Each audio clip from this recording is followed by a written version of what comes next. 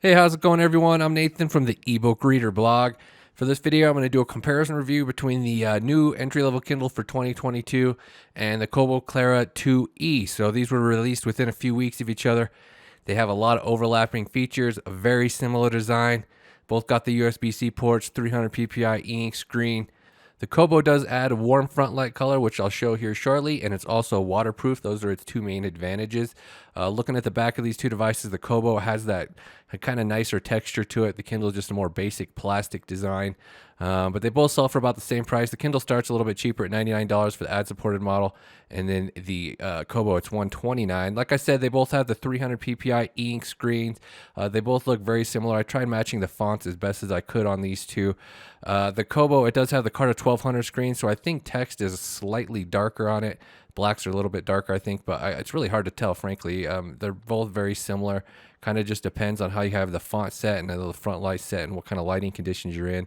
Not a huge difference either way. Like I said before, the camera tends to favor the device that's on the right, so just keep that in mind. Usually whichever device is on the right, it'll tend to look like it has a darker text, a little bit clearer screen, but that's not really how it is in person.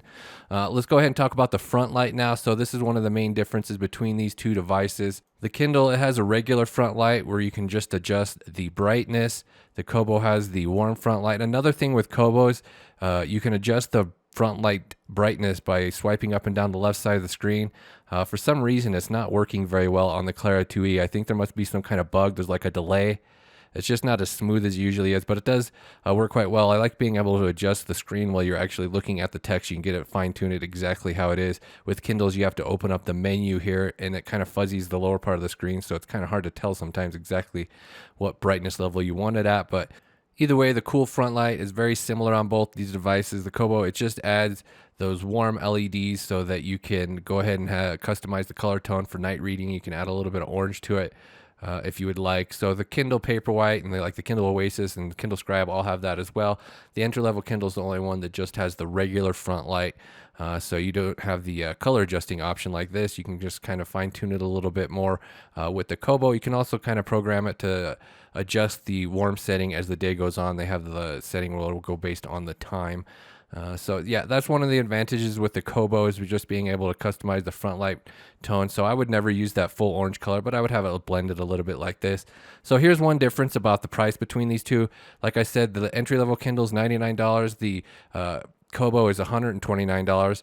But if you want the Kindle without ads, that costs an extra $20. If you have the ad-supported model, you have this ad on the lock screen, and then you have to swipe the screen every time. I find the swiping the screen, touching the screen, more annoying than the actual ad. So if you just have the ad-free Kindle, it'll go right to where you left off. You don't have that swiping nonsense.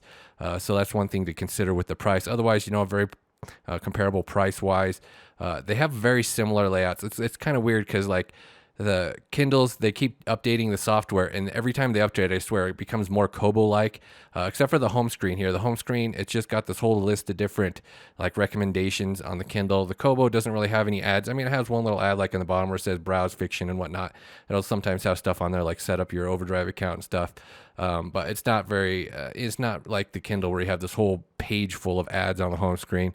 So it's just kind of one of those things. But when it comes to the library view, they're pretty much, they're very similar. The Kindle, you get 4 titles in list view. The Kobo, you get 5 titles in list view.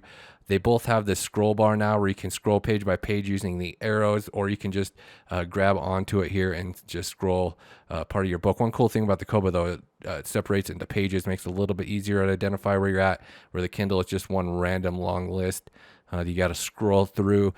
The Kobo has some additional tabs up here along the top where you can sort by series, quickly sort by authors or collections, and Kobo will work with Caliber if you want to set up collections. A little bit more of a hassle to set them up on the Kindle, but you have a lot of the same kind of filters on both of these. You got different sorting options, so you can set up your library view however you would like it, how you want to have it organized. So it's a little bit more confusing on the Kindles with a new interface. They have 2 different sections here, one on each side. You've also got cover view, so we have list view right now. On the cover view, the Kobo shows 8 titles, and then the Kindle shows 6 titles. So either way, you're getting more titles shown on the library view of the Kobo's interface. So let's load up a book here and talk about some of the reading features here. Like as you notice, interacting with this review, interacting with these two devices, the Kindle is definitely faster. It's faster to turn pages, faster to load stuff. I mean, I don't find the Kobo slow at all, but it's just one observation. Kindle is definitely a little bit zippier as far as the interface goes and just turning pages and stuff, but I don't find the Kobo slow at all. So both have like 90% of the same features. The reading experience is very similar. Like you got the dictionary. We got exact same speed as far as dictionary lookup goes. The Kindle adds these different windows up here. We can scroll through like the Wikipedia entry. You also got translations. Kobo, you can look up Wikipedia as well. If you hit the Wikipedia link, that'll open up the basic web browser. So I don't think very many people are going to be using the web browser on these devices. But one cool thing about the Kobo is it does have this this little zoom dial here where it'll increase the font size, so you can quickly do that and get a little bit better readability with the browser. Kindle, you can kind of zoom in, but it doesn't like reformat it to fit the page.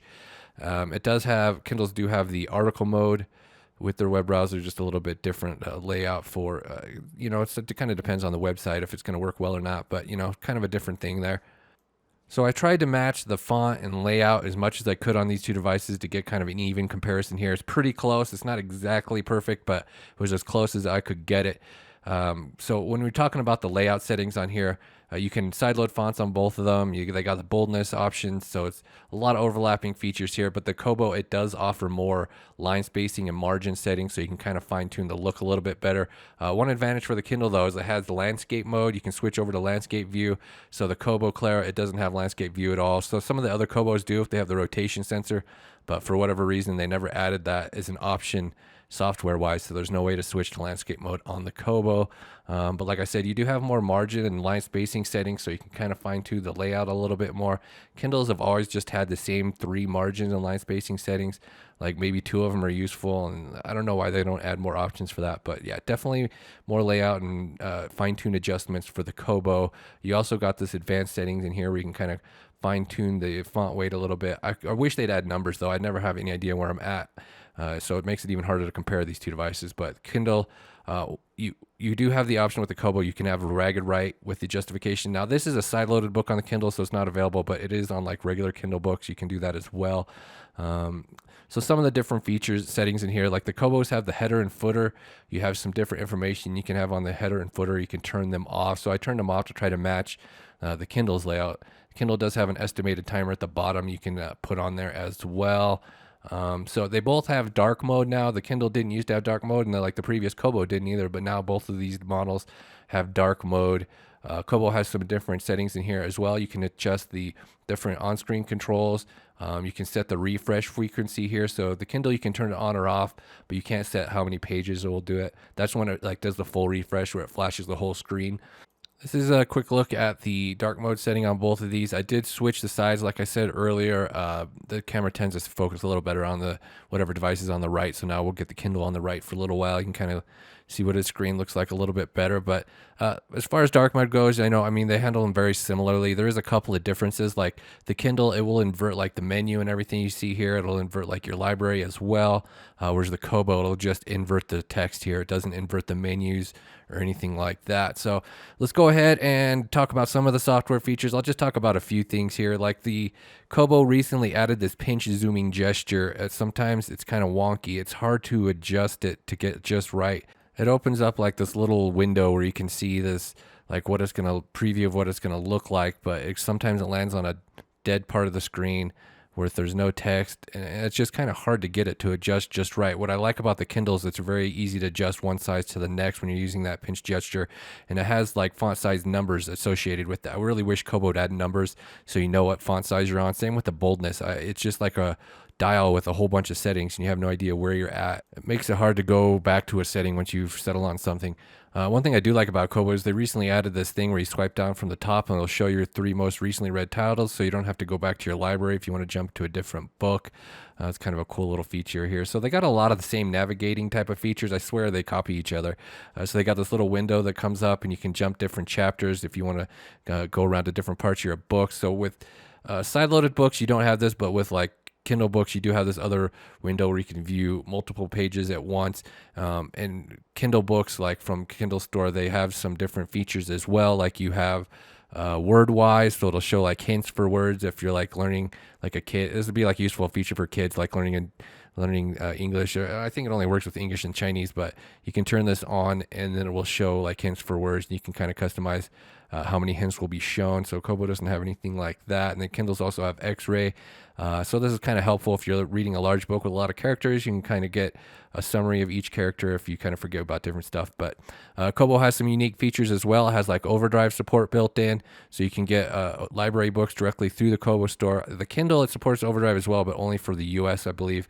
And then you cannot do it on the Kindle. You have to use a separate device to check out books. Kobo has this large print mode, so you can kind of customize the interface here. If you have vision problems, you can get a lot larger layout of everything. So like your book will look the same, but like all the menus and everything, your library, you use larger text here so you can read it better. Kindle doesn't have anything like that, but the Kindle does have this voice view where it'll read the screen aloud. It's kind of like text to speech. It's an accessibility feature. So, you know, they have some different features. Kobo has Pocket, but the overall reading is very similar between these devices. So I'm going to go ahead and wrap up this review right here. Hopefully it was helpful for you guys. I couldn't cover all the, minor details of differences between these two devices, but they're like 90% the same.